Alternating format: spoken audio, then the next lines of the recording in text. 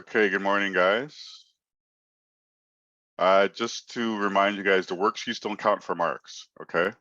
You do them on your own. You don't have to submit it. You can submit it if you want, but they don't count for marks. I'm just giving you, stuff to practice. It's like a textbook, okay? So, Reem, does that answer your question?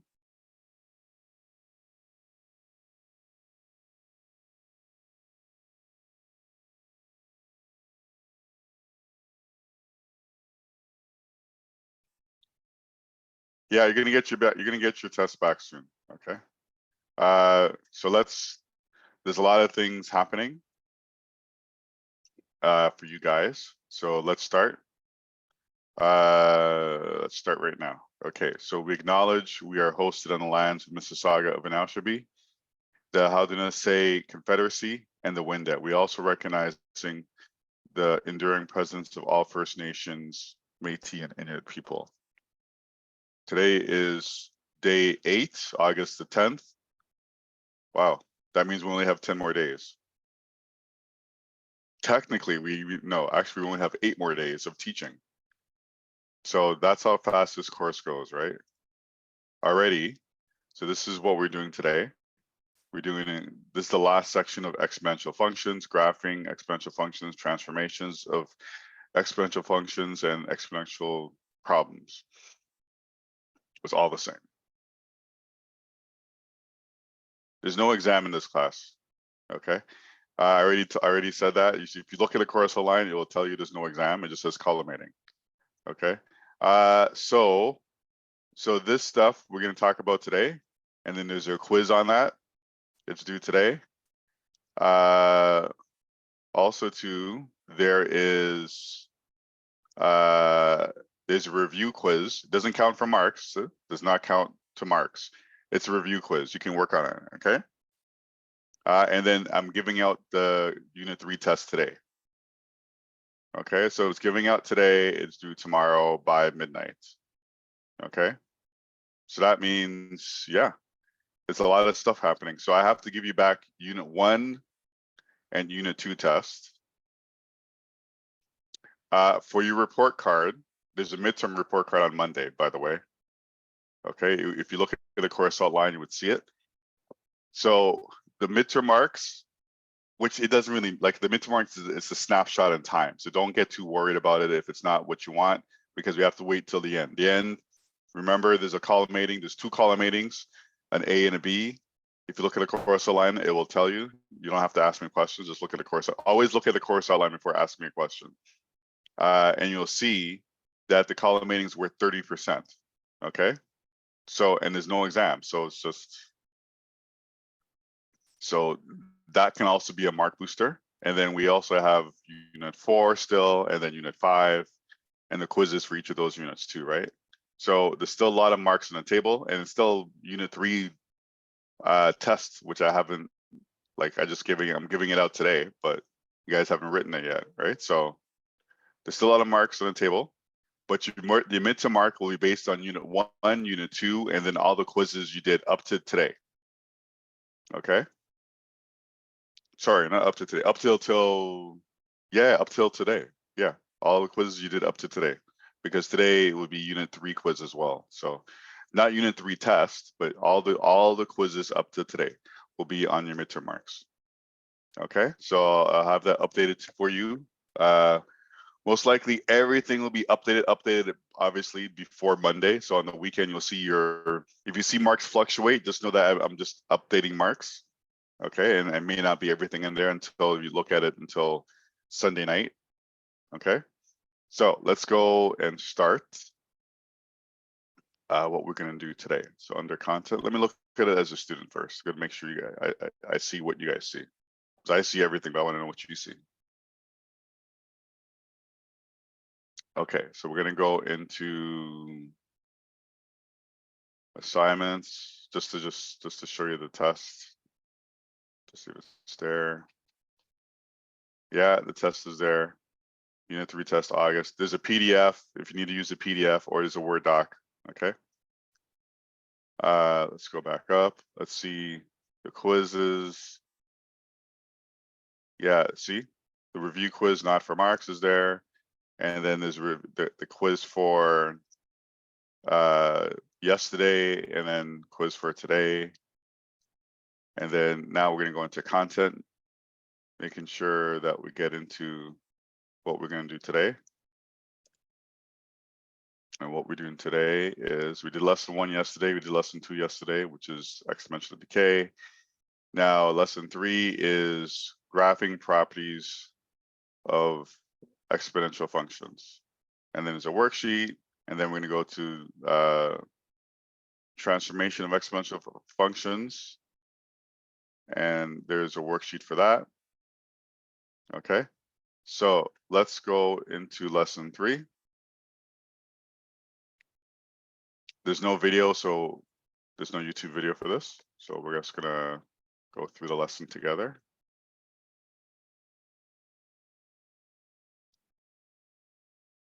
Okay, so we looked at this yesterday, where we looked at on this side here, this is exponential growth, right? Let me see if I can start writing on the screen. Can I write on the screen? Okay, yeah. Let's use red. Okay, this was growth. Oh, maybe I need to, yeah, this is growth. And then this was decay. Okay. It can start this way. It can start this way. Doesn't matter. It's still going down. It started high and went down. So that's decay, right? So understand that. And we did that. And you can see inside here, inside the bracket, it's a fraction for decay. Inside here, I mean, there would be a bracket, is a number bigger than 1. Okay. So that's how you know the difference.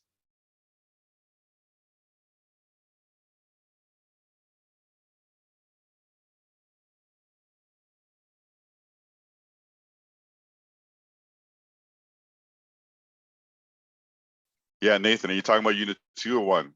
Are you talking about unit 2? Okay, yeah, fine. Okay, let's go on. So that's what we're doing right now. And this was the equation, right? And this was the general equation. And with this general equation, right, B could be a number greater than 1, or B could be like a decimal, right? And A was always your initial value, or the current value, or the current population. So, and then over here, now we changed Y to f of x, right? And f of x is the future value, right? So the future value, okay, this is, I'm gonna put here f of x, so you can see, okay, is Y, right? So that's the future value, and the future values depend on x, and x is the unknown. It's based on time. If you're dealing with time, or it's based on something that the x has the power to control what the y value would be. Okay.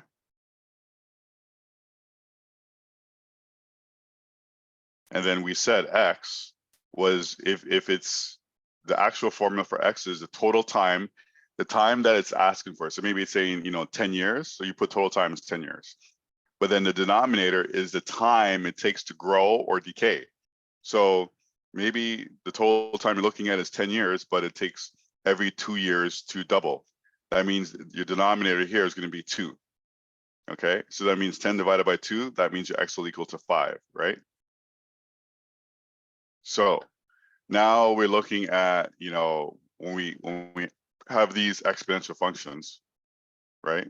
When you graph, we need to look at the domain, the range, the x and y intercepts if they exist, and intervals of increasing, decreasing, and then asymptote. Okay, there's always an asymptote, really. for these exponential functions. Okay, so here is one exponential. This one you can see it's a decay because in the bracket it is a half, so it's a fraction. So whatever value of x will determine the value of y. So here are just some points. So you said y is, you say x is -2, then you get 16, -1, you get 8, and so on. So we calculate our value of y depending on the x. As you can see, it started off high and it went down really small. So the graph shows it starts up here. Okay.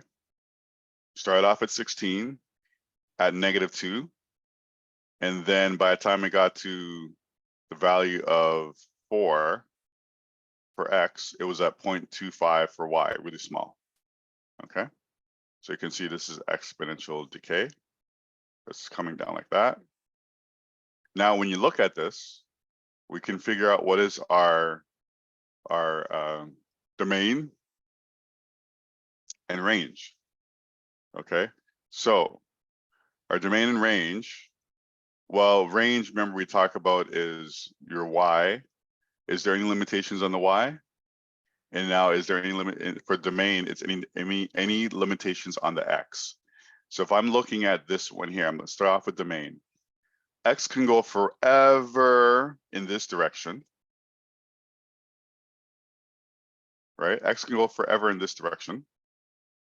There's nothing limiting that. That's eventually going to go that way, and this way eventually it's going to go that way. So my domain is going to be any real value of x. Yes, it's going to be super small, but you know what? This line here is the asymptote. It will never touch it, and it'll never cross it. It'll just get like a small value, really small. Okay, so the x-axis here is actually the asymptote. Okay, so let's go down and see what we have here, right? Domain is any real number, like I just said. Now the range is, it can go forever, ever up, so there's no limitations up, but it can never, y can never be past 0, right? Because 0 for y is your x-axis. So it'll never cross the x-axis. That means y is going to be greater than 0. Okay, it's going to be greater than 0. It'll never pass 0. It'll never be below 0. Okay, and it's not even equal to, because it will never touch that line. So that's why you don't even put it equal to. Now, is there any x-intercept? No, because it never crosses the x-axis. Is there y-intercept? Yes. And the y-intercept is at 4. Now, how do you figure that out, the y-intercept?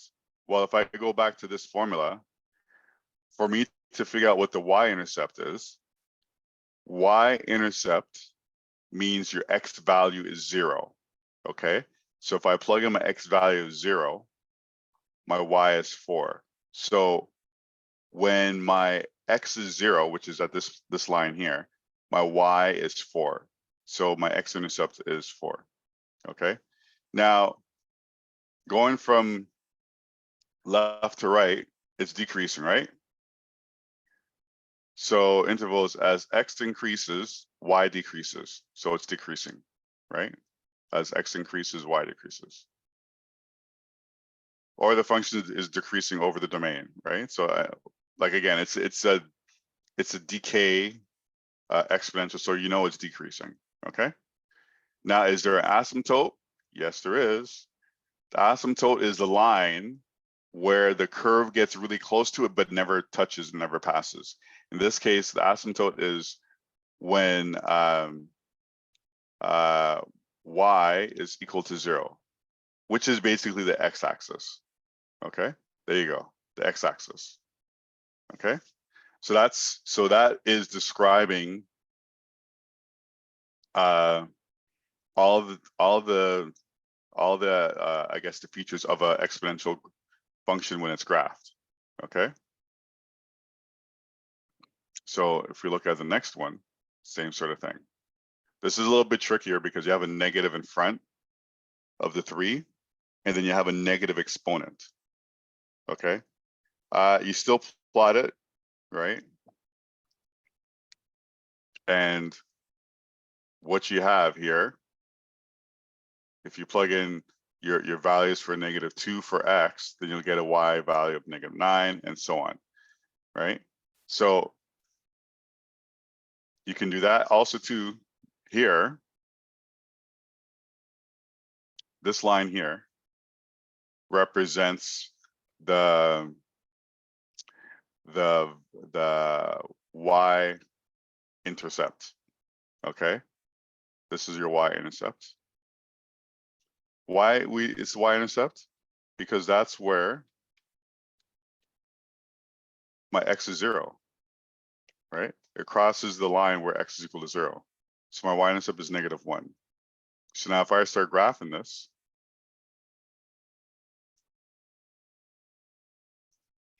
right? At -1, at X is 0, I have Y as -1, and you can graph it, right? So now let's look at, the features again. The domain. Domain again is dealing with the X. Any limitations on the X? Nope. It can go forever this way, and it can probably, this stretch it over, it can go forever this way. So there's no limitations on my X value. So X can be any real number, okay? Now my range is limitation of my range, right? Again, this can go down forever, but it can never get higher than Y is equal to 0. It can never get higher than Y is equal to 0. So therefore my range is going to be any real number, but my Y is going to be less than 0. There you go, less than 0. Is there X intercept? No, it doesn't cross X axis. Is there Y intercept? Yes, which is right here. Okay, now looking at this function, is it increasing or decreasing? As I'm going from, as X increases, as I'm going from left to right, my value, as my X value increases, my Y value decreases, okay?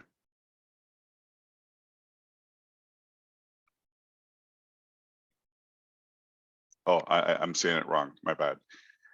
So because this is a negative, so when I'm going left to right, I start off really low negative on my Y, but as I'm increasing it from X value left to right, my Y is getting bigger, because I have to say it's getting bigger because the numbers are less minus. Right now this is -10, and now this is -2. So the number is getting bigger on the Y axis, and it's going to get as big as possible, but it won't get past 0.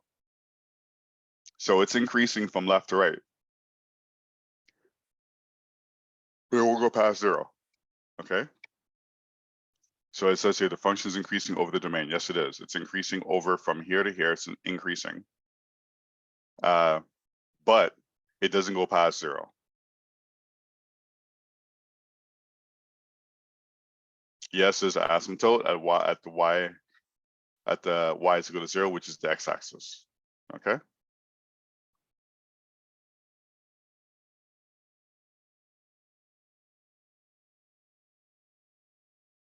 So here is an equation form.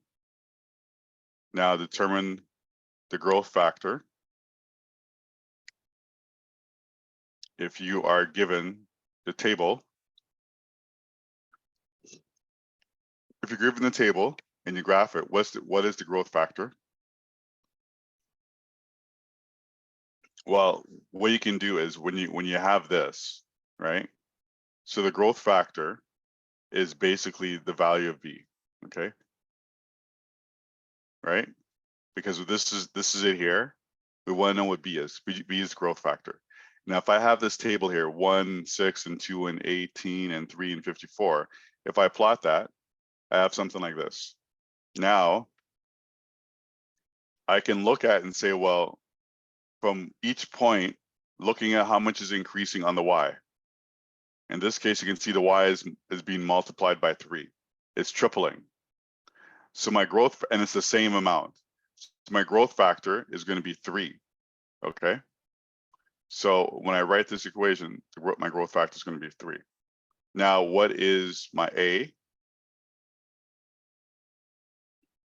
I have to figure that out.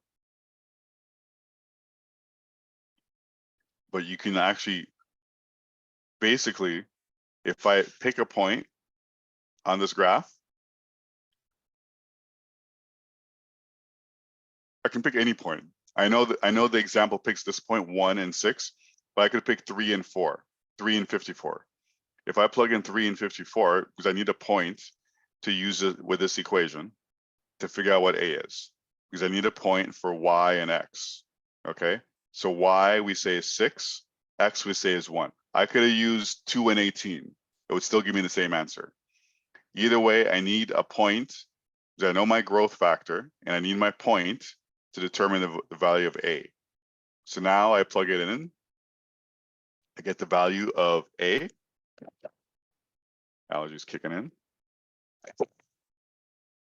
Then I do my final equation. Y is equal to 2, bracket 3, which is the growth factor of being tripled each point, and then to the power of X. Okay. So here's a problem question. Right? So I can't assure you the answer already, but let's see if we can figure out the answer. So a radioactive sample has a half-life of 3 days. So it takes 3 days for it to get half the amount. Okay, that's what that means. The initial sample, which is our A value, is 200. Write a function to relate the amount remaining in milligrams to the time in days. Okay, so write a function means write an equation. Okay, so here is what we come up with, right? Y is equal to, let's just start off with the equation, or you could have used f of x, but Y is equal to, our initial value is 200. Since it's saying a half-life, we know our half-life is going to, our growth decay is going to be a half. And then our X. Now, X, let me figure, let's just rewrite that. Come on, screen, come on. Okay, so X, I'll use a different color here.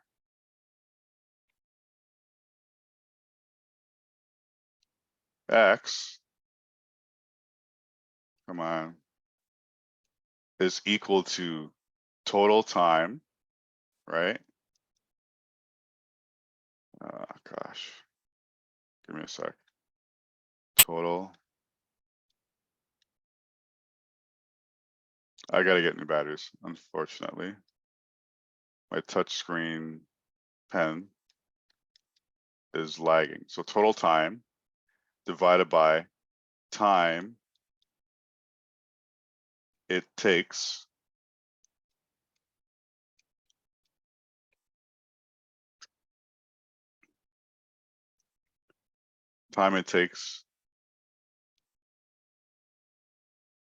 for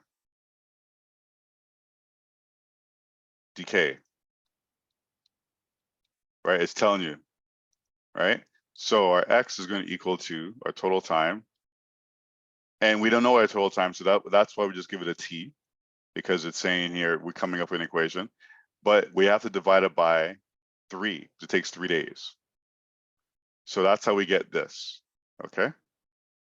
If I just put X, that's not enough, because I have information there saying it's every 3 days, right? If it was every day, that means my 3 would be 1. So my X and my T would be the same, right? So I could just put X.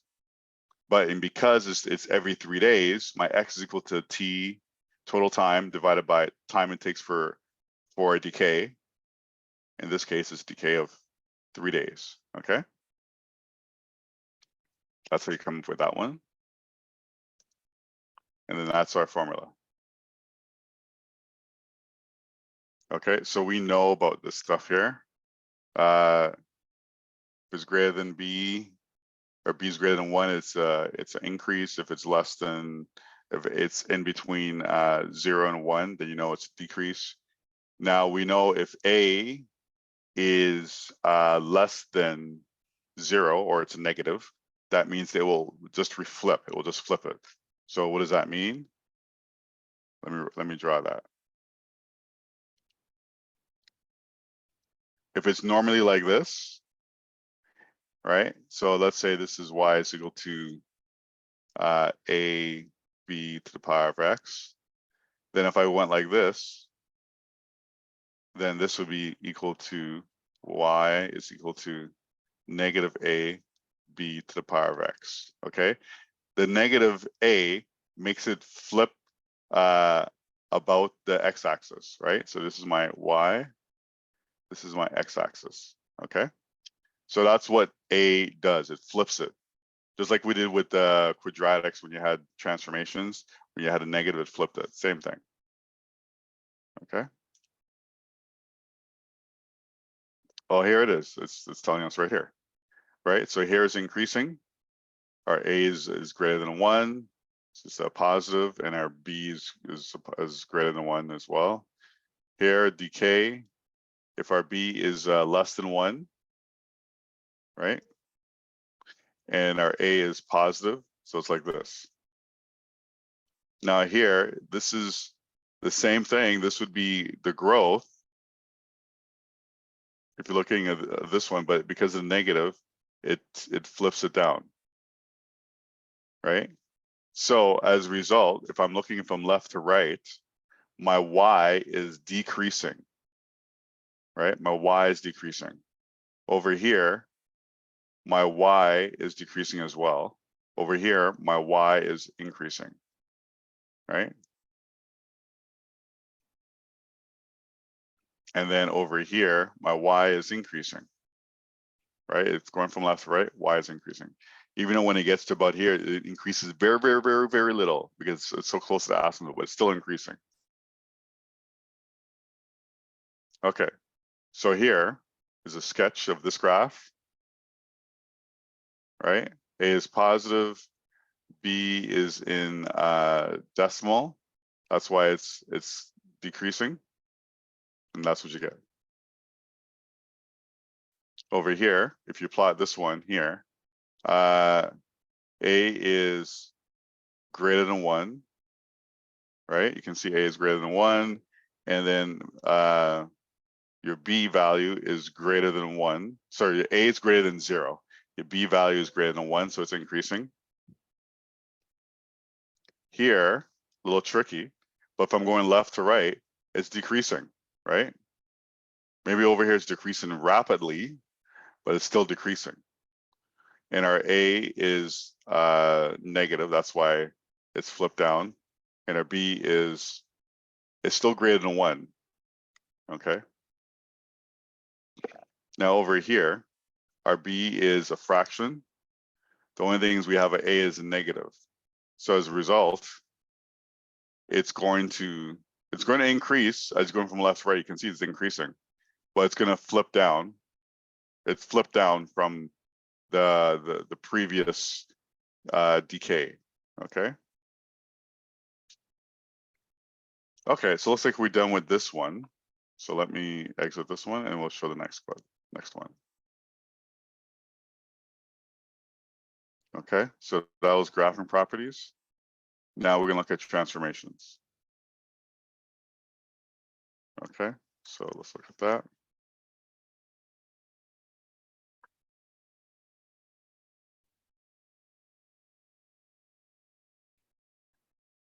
Okay, so remember we had these K, D, and C from quadratics? Same sort of thing, okay? Give me a second, guys.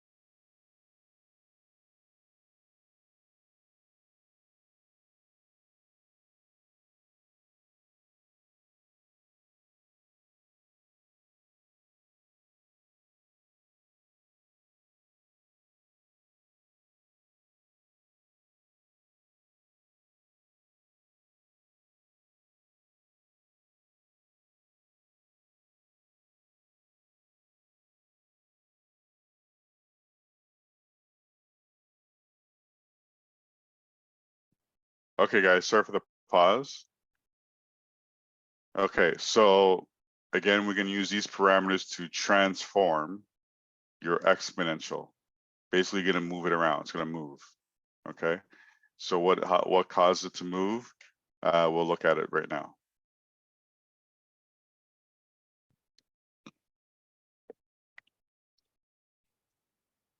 So it's saying here, it's asking a question, which of the following graphs are the same? So let's kind of look at the answers already circled. So let's look at it. Y is, so we have here A and D. A and D are the same. That's what it's saying, same graph, but why? I guess because we're saying that, well, not guess because we're saying it, but it's a fact. Let me get my mouse, not working. I gotta, if you look at this, 5, 2 to the power of 5 gives you 32, right? 2 times 2 times 2 times 2 times 2. 4, 8, 16, 32, right? So that 5 applies to 2 makes them the same. That's why they're the same. Okay. And I guess if you look at, say, another one, B and F, they're the same too, because if you look at this one here, that 2 is applied to that. That's just like saying 3 to the power of 2, that becomes 9, and I have X. So it's the same. And if I look at H, if I look at H, well, this is 2 to the power of 3. 2 to the power of 3 is 8. And then that's the same thing here. So you can see how they're the same, okay? So now, because you have a number there, it gives you a way to maybe determine how to graph it.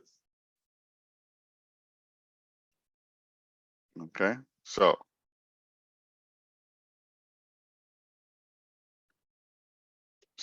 now we're coming up with the transformations. And here is our parent graph. Y is equal to B of X. But then you also apply A to it. And then you apply K. And you apply D and C, which all cause it to move around. C causes the graph to move up and down, okay? So the one in between, the blue one in between, let me zoom in.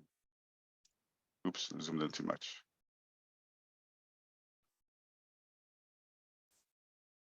Still too much. Okay, the one in between, this blue one in between is the regular one, and you can see how if my C is greater than 0, it shifts up. If it's less than 0, it shifts down, okay?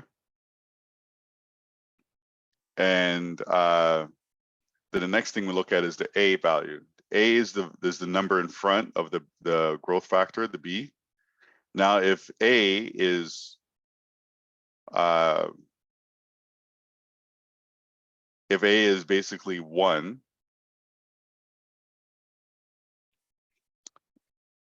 then you have, you can see here, if A is greater than 1, you have a stretch, right? Because now I'm making it bigger. So here A is greater than 1. So the red one, A is greater than 1, so you can see it. And when I say stretch, you see I'm pulling it up more. Let me write it on the screen so you can see it. You gotta see. Right? So I'm pulling it up, so I'm stretching it up, okay? And if A is in between 0 and 1, or if it's like a little decimal, A, we're talking about A now, A will compress it, right? So I'm pushing it down. I'm compressing it down, right?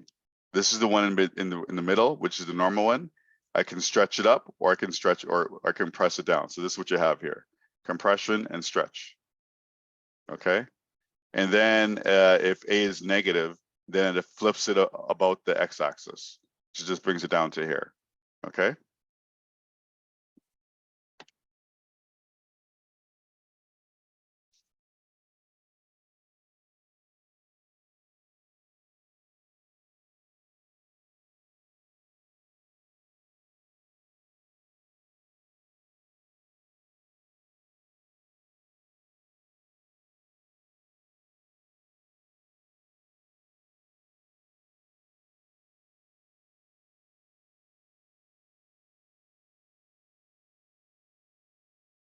Okay, so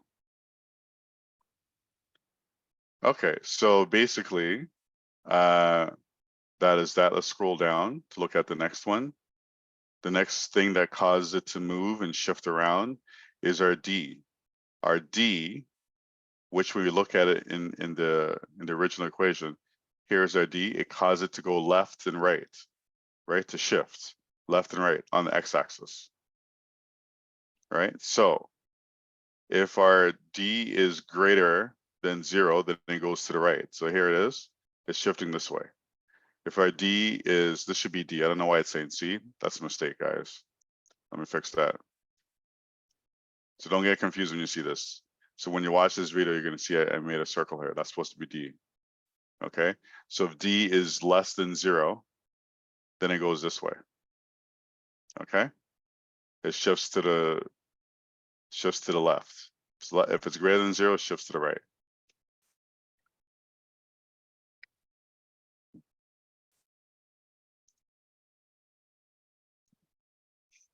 Okay.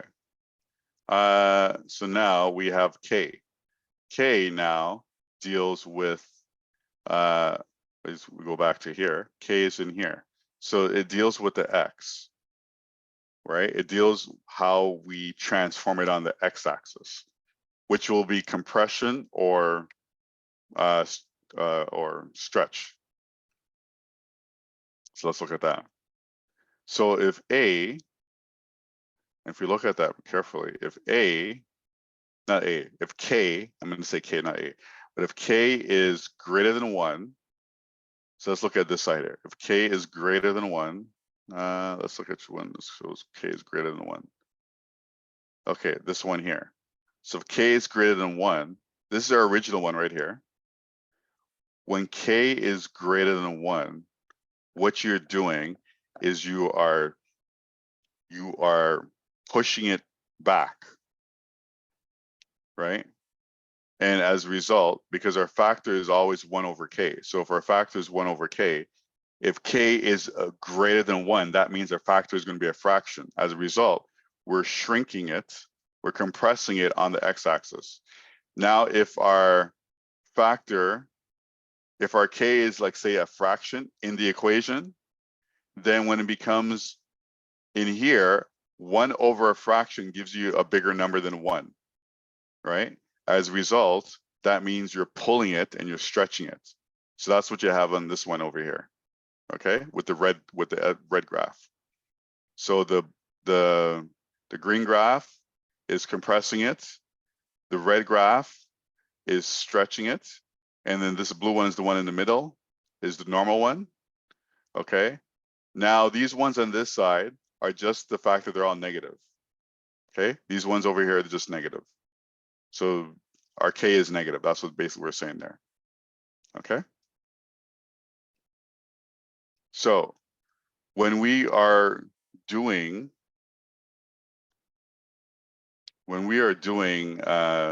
this,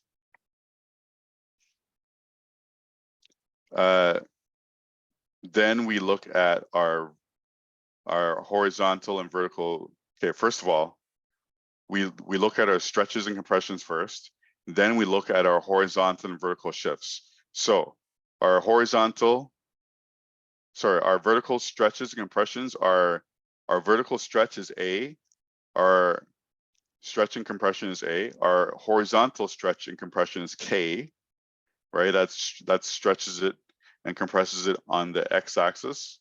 This does it on the y-axis. Our C moves it up and down, moves the entire graph up and down on the y-axis, and D moves it left and right on the x-axis, okay? So you have something like this. So graph this one. So let me zoom out a little bit so we can actually see.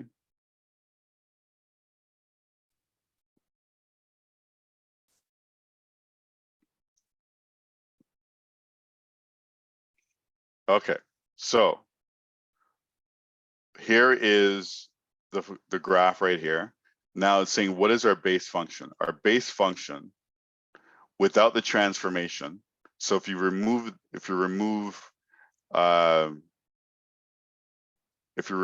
this, You remove this, these are all the transformations. If you remove this a, then you're just left with the 2 to the power of x. That's our base function, okay? But then we have all these other things, the 2, the half, and the -1. That becomes our transformation. That allows us to, you know, redraw the graph in a transformed way, okay? So what does it say here? If we look at all this information, and this is something you need to know how to do because you'll do this on the test, right? If I look at this, explain what's happening. Well, it is shifting on my, well, first of all, let's look at the vertical stretch and compression, and then the horizontal stretch and compression. That means we're gonna look at A and K. So if I look at A is stretching by a factor of 2 on the y-axis. And our K is up here. Our K is a half. So now everyone gets confused when they say, well, K is a half. Well, K is a half, right? But our factor is basically 1 over K. So 1 over a half equals to 2. So therefore, it's stretching by a factor of 2 because it's greater than 1. Okay, so our K causes to stretch on the x-axis by 2. Okay, so you're going to see that down over here. There you go.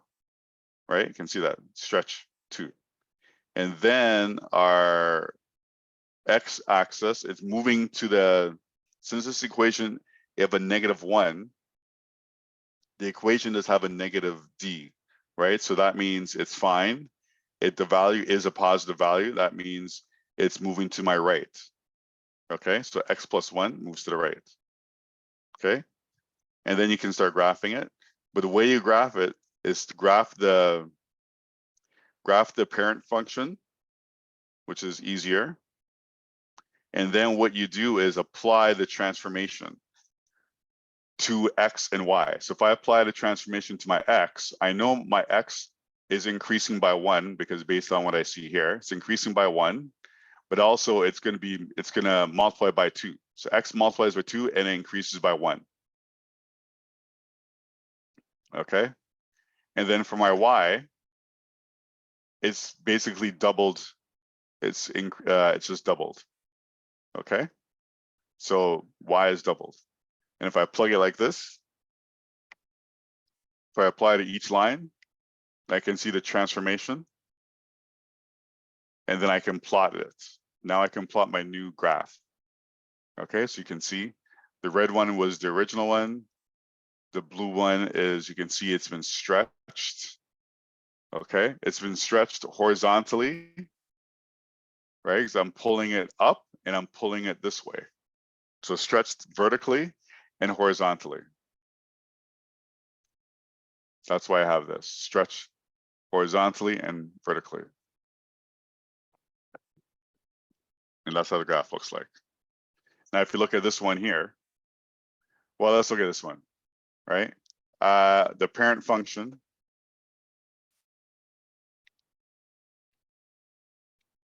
So the parent function is when I look at it, it's going to be 3x. Okay, that's the parent function. But then I have my k is 2, and then I have my d is 4, because it says a -4, but it's a 4. That means it's moving to the right. And then I have my c value, which moves it up and down. So from here, I can basically figure out what is happening with this graph. Okay.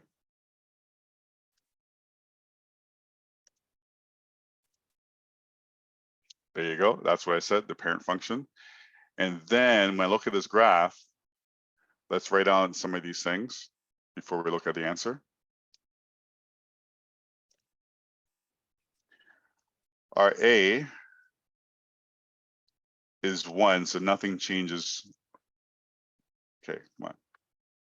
It's 1, right? Because there's no number in front of that, so it's 1. Our K is 2. But you know, when we apply the factor as the factor is applied as 1 over K. 1 over K. So if I do 1 over K, that means if I have a 2, that means it's going to be 1 over 2. That means it's going to be compression on the x-axis. And then I have my D is also 2. That means it's going to shift to the right. And then my C is 1. That means it's going to shift up. Okay. So when it's a fraction like this, 1 over K, that means this is a compression.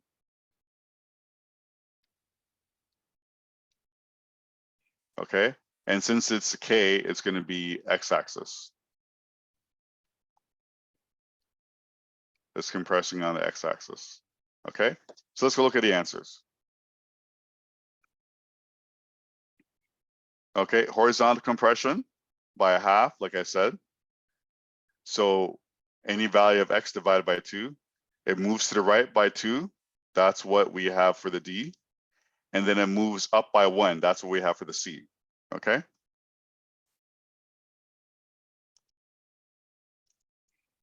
And then you plot the parent function, right? Get, you know, let's say go from -3 to +3. Now I'm going to do the transformation. I'm going to add 2. So I'm going to divide x by 2 and add 2 for each of these. Same thing for the y. I'm going to add 1 for each of these. And that will give me the transformed, and then I have basically a graph of it. Okay. And that's what that graph looks like. And my asymptote is at y is equal to 1. Okay. This one's the same thing. Okay. If I look at that, this one here, let's do this one again. There's a new one. There's a the only thing that says a negative in there. So let's look at our A. A is stretching by 2, so this is stretch, right? So let me just go like this. This is A. This is, there's no K value there, but this is a D value. This is a C value, okay? Our K is actually what's in front of the X. In this case, it's just a 1, so there's nothing happening. So it's not stretching or compressing on the x-axis, it's fine. So, and then, so our D is 3, right? It's moving, that means it's moving 3 to the right. And then C is 2, -2. So that means it's gonna go down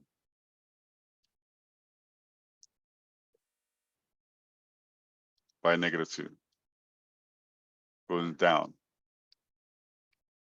Okay, so that's the answer. And then you plot it. First of all, our parent function is just going to be a half to the power of x. That's the parent function. Okay, all these other things give it the transformation. So you can see here's the parent function. Let me erase this so you don't get confused. But it's the same answers that we're going to see next. So vertical stretch of 2, that's what we got. Horizontal, sort of vertical reflection because there's a negative number in front of it. I didn't mention that. And then translation moves 3 to the right. And then -2 down. You graph it.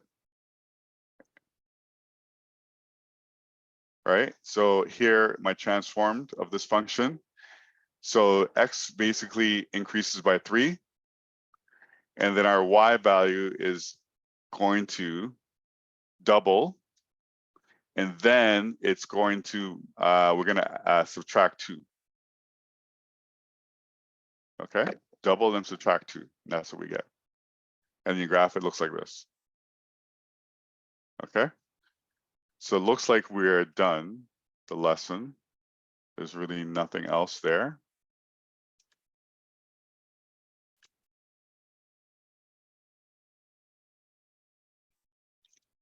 How many unit tests we have? Remember, we have 5 units, right? So we're on unit 3 now. We're just finishing up unit 3. So we have 5 units, okay? And you can always check the course outline, please, if for those type of things. Just check the course outline and see what's coming up. Always do that. Okay, so we're done. You guys can do the worksheet questions. But before, remember today, what's due today? The quiz is due today. Let me look at it as a student.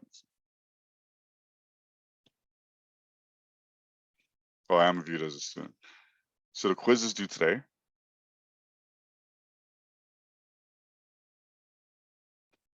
Okay, so it's due today.